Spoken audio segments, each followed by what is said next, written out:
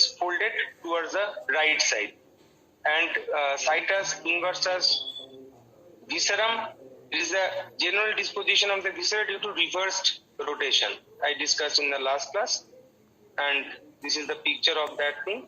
And we have already discussed this defect, that is the defect of the anterior abdominal wall, where you can see that the heart is exposed through the thoracic cage, and the cause is the defect of the lateral folding of the embryo.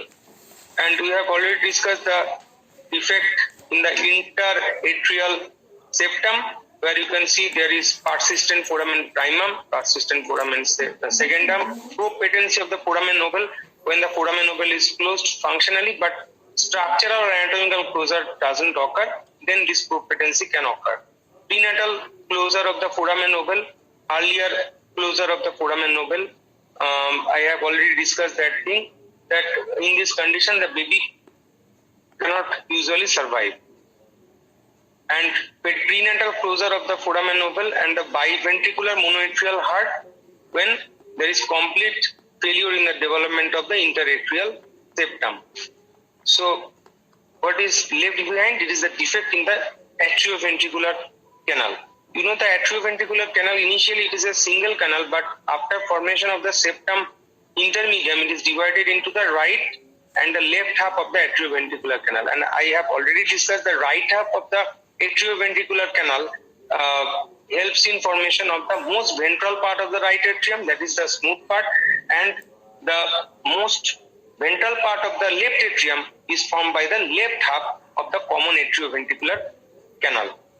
And now what is this congenital anomaly? That is the common atrioventricular canal. When this partition, that is the division between the right and the left half of the atrioventricular canal, it doesn't appear, it leads to the condition of common atrioventricular canal.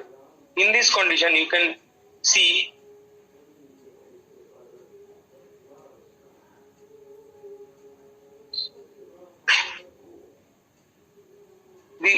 this picture. You can see this is a common atrioventricular canal. There is no partition of this atrioventricular canal into the right and the left half.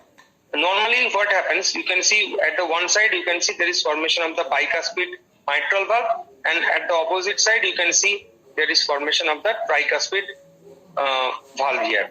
But here it is a single canal, but the single opening is guarded by 5 valves. So this is the common atrioventricular canal, and it is usually found in association with the Down syndrome. That you have to remember. It is associated with another very important congenital anomaly, that is the Down syndrome. Now another congenital anomaly is the tricuspid atresia. You know, this is the tricuspid valve and this is the mitral valve. Now here you can see this tricuspid valve is stenosed. That means there is obliteration of the opening of the tricuspid valve. So obviously there is no flow across this tricuspid valve. In that case, the blood bypass this tricuspid valve through this foramen ovale. And here is another opening. You know, during the time of development, there is another opening here known as the interventricular foramen. So this persistent, when this tricuspid atresia is present, it is associated with other congenital anomalies, for example, patent foramen ovale and persistent interventricular foramen. This is known as the ventricular septal defect here. So VSD, ventricular septal defect, and ASD, atrial septal defect, they are associated with this tricuspid atresia to bypass the blood across this tricuspid valve. Another anomaly, this is another picture of the tricuspid atresia here. Here you can see that opening is closed actually. Another congenital anomaly is associated with defecting interventricular septum. These are number 1, persistent interventricular foramen. That means it is in short can be called VSD, that is the ventricular septal defect. And Another variety is the bilateral monoventricular heart, like the biventricular monoatrial heart. In this condition, there is complete failure of the development of the interventricular septum. In case of this biatrial monoventricular heart, there is complete failure in the development of the interventricular septum, but the interatrial septum develops normally. That is why you can see this biatrial but monoventricular heart. And what is this VSD or persistent interventricular foramen? You know, the membranous part of the interventricular septum develops from the proliferation of the cells from the right margin of the septum intermedium. But initially there is an opening near the upper part of the muscular part of the interventricular septum when it is united with the proximal valvar septum. If the membranous part of the interventricular septum doesn't develop, then it leads to a condition known as the VSD, ventricular septal defect.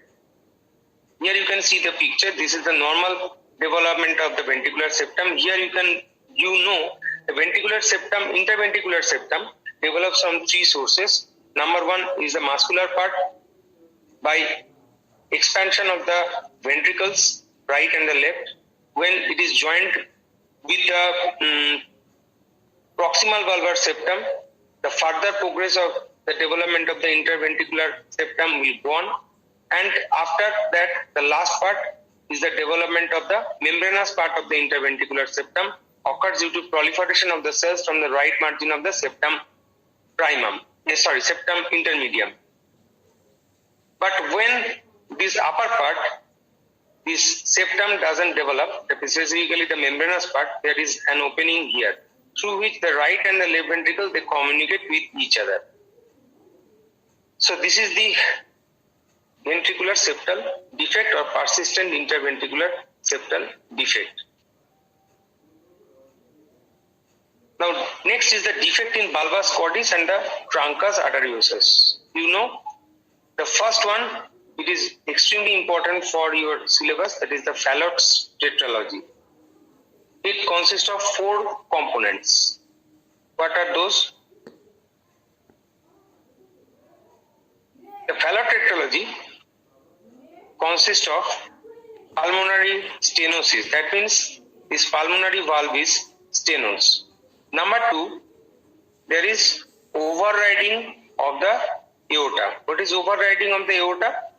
If this is the aorta, it overrides the junction between the right and the left ventricle. Just see the position of the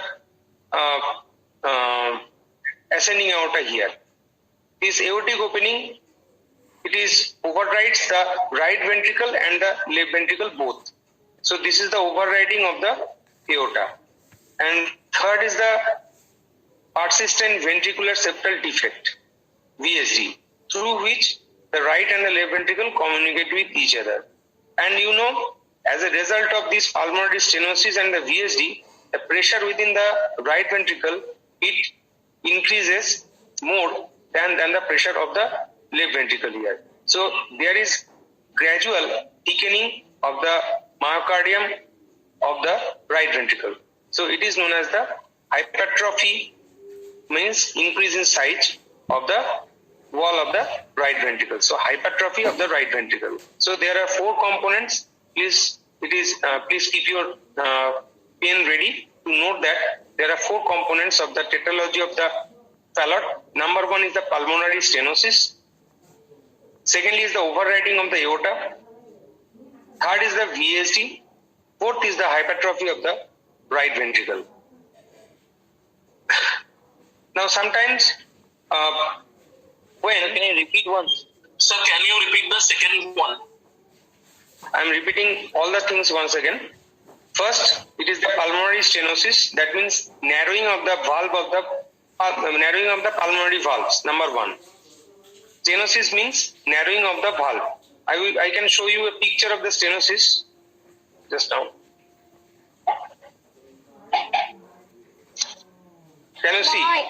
This is the normal valve and this is the stenotic valve. the normal valves is totally flexible. It opens when there is the flow of the valve in one particular direction. But in stenosis in case of stenotic valve, this movement of the valves are really restricted, so that if you can see this narrowing, they are not dilated further when there is movement of the blood across this valve. So there is narrowing of the opening, so flow of blood across the valve is totally restricted in that case. So this is known as the valvular stenosis. This stenosis may occur in any valve. For example, aortic stenosis, mitral stenosis, pulmonary stenosis. All the valves can be affected by this problem, that is the stenosis. Okay, so it occurs in pulmonary valve when the condition is known as the phallus tetralogy. It is associated with the pulmonary stenosis first.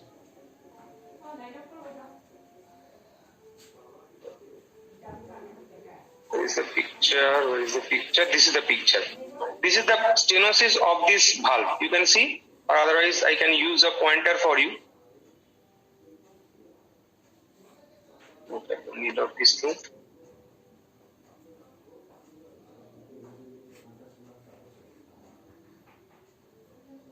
Probably you can see now.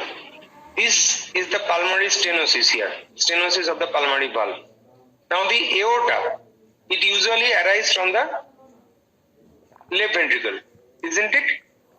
But here in this case, you can see it overrides the right ventricle also. That means the blood ejected from the left as well as from the right ventricle may enter through the ascending aorta in this case. So this is known as the overriding of the aorta, where the aorta, ascending aorta, it moves towards the right side to some extent, and it receives blood from both right ventricle as well as the left ventricle. So this condition is known as the overriding of the aorta. And due to pulmonary stenosis. Sir, hello? Yes. Sir, can you please repeat the point again, overriding of aorta? Overriding of aorta, ascending aorta, it arises from the left ventricle. But in the case of overriding, this aorta moves towards the right side to some extent, so that it overrides both the ventricle, right and the left ventricle. And it receives the blood from both the ventricles, not only from the left ventricle, it also receives the blood from the right ventricle as well. Just see the direction of the arrow here. It receives the blood from the right ventricle as well as the left ventricle. This is the overriding of the aorta. Okay. And it is also associated with another abnormality, that is the third abnormality of the phallus tetralogy, is the ventricular septal defect, where you can see that my pointer is passing through the VSD. And as a sequelae of the VSD, as a sequelae of the pulmonary stenosis, there is increased amount of the blood inside the right ventricle, and it undergo a process of hypertrophy. So it is also associated with the right ventricular hypertrophy. The wall of the right ventricle, it increases in thickness. It is known as the right ventricular hypertrophy. So as such, the phallus tetralogy consists of four things. Number one is the pulmonary stenosis. Second is the overriding of the aorta. Third is the VSD. Fourth is the hypertrophy of the right ventricle. Sometimes this phallus tetralogy is also associated with ASD, atrial septal defect here. In that case, it is known as the phallus pentralogy. Okay, so it is known as the phallus pentalogy. If the pulmonary stenosis due to the fusion of the valves is associated with the hypertrophy of the right ventricle and atrial septal defect, that means there are three conditions. Number one is the pulmonary stenosis, hypertrophy of the right ventricle, and ASD. Sometimes these three may be found here. In that case, it is known as the phallus triology. So you have learned about phallus triology, you have learned about phallus tetralogy, and you have learned about phallus pentalogy. So 5 things. Next anomaly you can see here. It is the phallus pentalogy. When the phallus tetralogy plus ASD, atrial septal defect, it is the phallus pentalogy. Triology is the ASD plus pulmonary stenosis plus right ventricular hypertrophy. Okay? Sir, I have a question. Last, please. Shomik, I am following you. Okay, please, if the time permits, I will discuss. Okay. Okay, sir. So, Okay. go to the next slide now. So, next abnormality is the persistent. Next is the Eisen-Menger complex. I think after this, where is the index here? Okay. Next is the undivided truncus arteriosus and Eisen-Menger's complex after the parasitology. Now, what is the Eisen-Menger's complex? We have to discuss that thing. Eisen-Menger complex is nothing but the pulmonary hypertension due to hypoplasia of the pulmonary capillary plexus. Okay. So, first it starts with systemic to pulmonary circulation connection. It is actually the physiology. You can go through the books also. I am just briefing you in short what is Eisen-Menger complex. It is nothing but the pulmonary hypertension, number one. Pulmonary hypertension, why? Due to hypoplasia of the pulmonary capillary plexus, number two. When there is pulmonary hypertension, that means increase the pressure, blood pressure within the pulmonary circulation, what happened? There is a back pressure towards the right ventricle. So what is going on here? Gradually there is dilatation of the pulmonary trunk and also dilatation of the right ventricle due to back pressure. So due to back pressure, due to pulmonary hypertension, there will be dilatation of the pulmonary trunk and dilatation of the right ventricle. And you know what is the name of the dilatation of the right ventricle? It is the hypertrophy, right ventricular hypertrophy. Whenever there is a back pressure towards the right ventricle, increase the pressure inside the right ventricle, there will be thickness of the muscles of the right ventricle. So myocardial hyperplasia. So it is known as the right ventricular hypertrophy and increase in size or dilatation of the pulmonary trunk in Eisen-Menger's complex caused due to pulmonary hypertension. For your curriculum, you can just remember this thing. It is also associated with, initially there is a shunting of blood from left to right. That means the movement of the blood from the left to right. But whenever there is Eisen-Menger complex, when it is fully established, there will be a reverse of this position. That means in that case, there is a right to left shunt of the blood causing hypoxia and cyanosis and also the erythrocytosis. So this is the Eisen-Menger complex. I am requesting you to go through the books before attending the class. Now next is the undivided truncus arteriosus. Now what is divided truncus arteriosus? You know the aortopulmonary septum I discussed earlier, and some people wrote me actually that they haven't understand properly what is the way of development of the aortopulmonary septum. Please remember one thing, the truncus arteriosus is the outflow tract of the heart embryologically. Okay, first. Now, aortopulmonary septum, it is a spirally oriented septum that develop inside that truncus arteriosus. So, proximally that aortopulmonary septum is joined by two other septum. First, at the conotruncal junction, it is joined by the distal valvar septum, and then within the conus cordis, it is also joined by another septum known as the proximal valvar septum. However, this aortopulmonary septum, it creates a partition of the outflow tract and it forms a spiral orientation between the ascending aorta and the pulmonary trunk. You have seen earlier.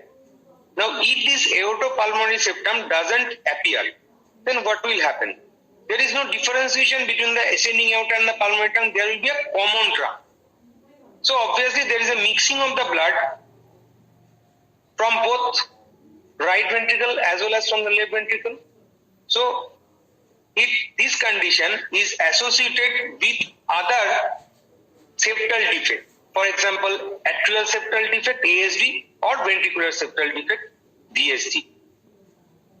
Okay, so this undivided truncus arteriosus, it is associated with other anomalies, for example, ASD and the VSD.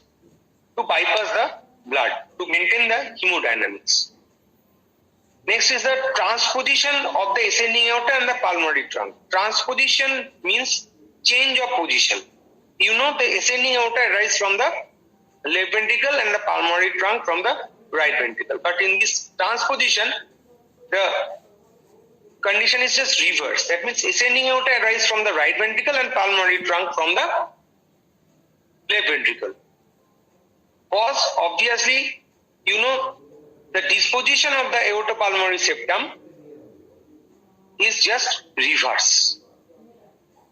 As a result, there is transposition of the ascending aorta and the pulmonary trunk. I am showing you a picture of the transposition. This is the undivided truncus arteriosus. You can see there is no partition between these two, ascending aorta and the pulmonary trunk.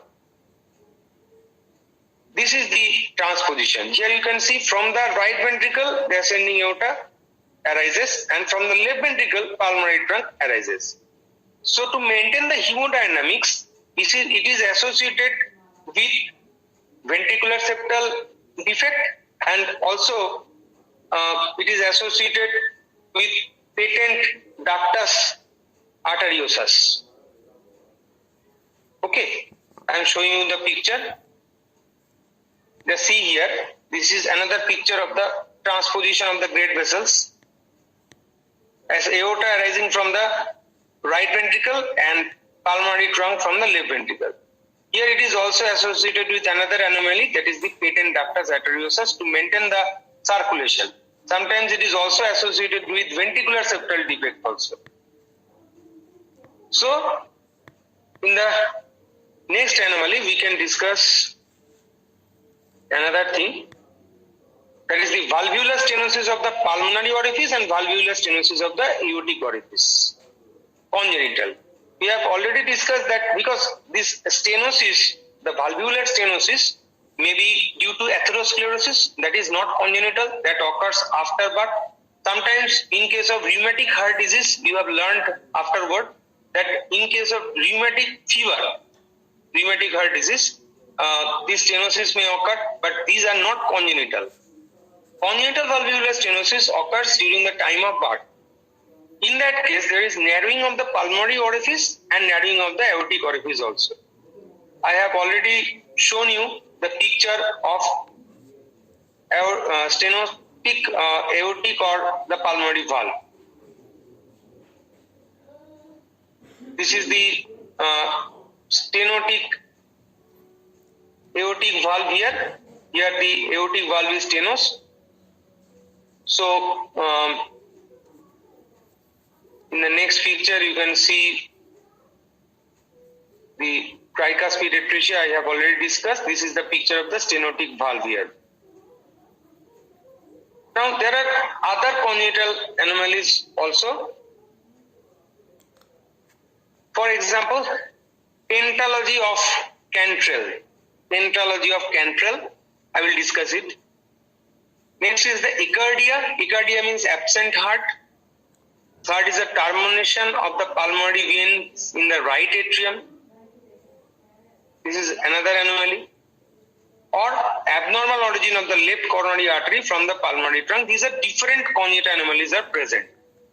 Now what is pentalogy of Cantrell? Please note this, all these things, what are the different anomalies, congenital anomalies. Now what is pentalogy of Cantrell? It has 5 characteristics. First is omphalocele. You know what is omphalocele? I am expecting this answer from your end. What is omphalocele? Do you know? Anyone? Anyone? Okay. So it is also a homework for all of you. Please go to the previous classes of GI development and just see what is the difference between omphalocele and the gastrospecies. Now, second is the anterior diaphragmatic hernia. You know different types of diaphragmatic hernias are present. This is one of them. It is associated with diaphragmatic hernia. Third is the sternocleidomastoid.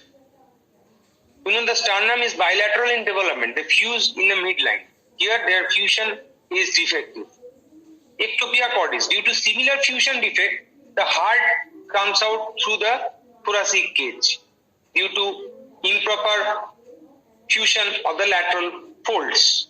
So sternal cleft and ectopia cordis, they are sequelae of this improper closure of the lateral folding of the embryo. And last is the intracardiac defects. For example, VSD or other anomaly, for example, diverticulum of the left ventricular may be present. For example, VSD is important here. So it is associated with GI anomaly, omphalocele and diaphragmatic hernia. It is associated with defect with the lateral folding, sternal cleft and ectopia cordis, and intracardiac defect represented by the VSD. So these are some features of the pentalogy of Cantrell. This is some of the congenital anomalies we have discussed. Details, hemodynamic changes, hemodynamic patterns probably is not required for your curriculum. That is why I am going to discuss all these things. What is the hemodynamic changes of Eisenmenger complex? This will be discussed in medicine, along with the medicine or the chest medicine. But for this class, please remember this Eisenmenger complex is nothing but the pulmonary hypertension and its sequelae. Whenever there is pulmonary hypertension, there is a reversal of the blood flow. Due to reversal of the blood flow, there is increased pressure within the pulmonary trunk, so it will be dilated gradually. And similarly, the pressure within the right ventricle, it will also increase, so it causes hypertrophy of the right ventricle. And you have also remember one thing, that this transposition of the great vessels, it is associated with PDA, persistent ductus arteriosus, to bypass the blood, and undivided truncus arteriosus may be present along with the besides this transposition of the great vessels I discussed here. Different congenital valvular stenosis may be present, for example, aortic or pulmonary valvular stenosis. These are representing the anomalies of the outflow tracts. But for your exam, the Fallot's tetralogy, it is very much important. It is better to make a short note with the Fallot's tetralogy.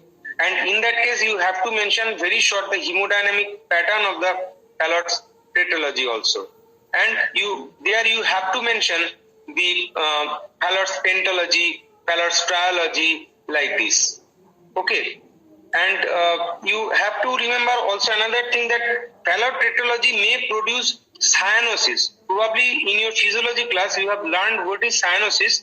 So please mention here that it is one of the congenital cyanotic heart disease, this Fallot tetralogy. This Fallot tetralogy produces cyanosis when the venous blood shunt from right to left ventricle. Please remember one thing, the left half of the heart carrying the more oxygenated blood from the pulmonary circulation, and the right half of the blood, that means the right atrium and the right ventricle, they are carrying deoxygenated blood. So whenever there is shunting of the blood from right to left, either through the ASD or through the VSD, there is increased chance of cyanosis due to the circulatory system. Within the circulatory system, the blood that is getting from the left ventricle is more deoxygenated in nature due to shifting or shunting of the blood from right side to left side. So whenever there is shunt from right to left, there is every chance that the baby or the adult may also, adult means not the advanced stage, usually the features of the any congenital heart disease will develop within few years after birth, present with the cyanosis. Okay. So I am going to the brief of the class again. I have discussed different congenital anomalies. Starting from the beginning, we have discussed this thing. First, defect in position, dextrocardia or situs inversus, defect in anterior thoracic wall due to improper closure of the lateral folds of the embryo, defect in intraatrial septum. You have learned when the defect of intraatrial septum occurs, that is persistent foramen primum, secundum, oval, sometimes biventricular monoatrial heart. Sometimes premature closure of the foramen oval may also occur. Defect in the atrioventricular canal, it is a common atrioventricular canal lined by 5 valves or complete atresia of the tricuspid valve. In that case, it is associated with other atrial septal defect or ventricular septal defect to bypass the blood. This is the ASD and the VSD associated with the tricuspid atresia. Now we have learned about the defect in interventricular septum. It is the persistent VSD, or in case of complete failure in development of the interventricular septum, we can see biatrial monoventricular heart. Now, defect in the bulbous cordis and the truncus arteriosus, we have discussed the phallar tetralogy, pentalogy, trialogy, Essen-Winger's complex, undivided truncus arteriosus due to failure in developments of the aortopulmonary septum, transposition of the ascending aorta. Transposition, it is the reverse of position of the ascending aorta and the pulmonary trunk. Ascending aorta arising from the right ventricle, pulmonary trunk arising from the left ventricle. In case of overriding of the aorta, ascending aorta is situated in mid position, just over the interventricular septum, so that it can receive the blood from both right ventricle and the left ventricle. So ascending aorta receive a mixing of blood from both the ventricles. And congenital valvular stenosis of the aortic and the pulmonary valves. We have also discussed this Essen-Winger complex and other things, valvular stenosis and miscellaneous pentalogy of Cantrell, Picardia, pulmonary vein in the right atrium instead of the left atrium, and the abnormal origin of the left coronary artery from the pulmonary trunk. So there are so many anomalies are there. These are few examples which you can mention.